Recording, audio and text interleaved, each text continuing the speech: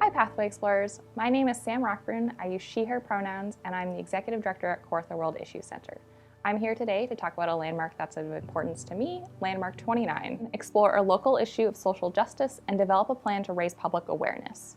This landmark focuses on empowering youth and building leadership skills, which are important in building identity, a sense of belonging, and a sense of purpose.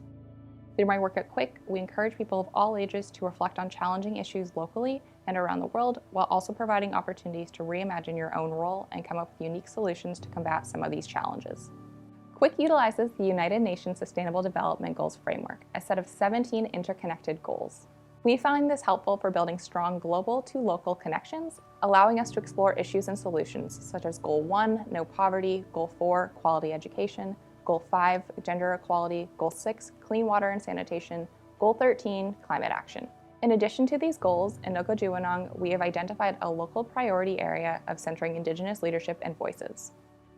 Here are 4 ways you can get involved today. 1. Learn from, amplify, and follow the lead of Indigenous voices for the issues you care about. For example, if clean water and climate justice are of concern for you, follow Autumn Peltier, an Indigenous rights activist, youth, and Chief Water Commissioner for the Anishinaabe Nation. 2. Learn more about the United Nations Sustainable Development Goals, both globally and locally.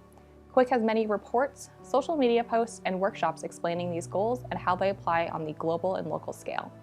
3. Write to your MPs, MPPs, and city councillors to tell them what issues are of concern to you and what you would like to see happen. And 4. Get involved in local grassroots, nonprofit organizations, and charities.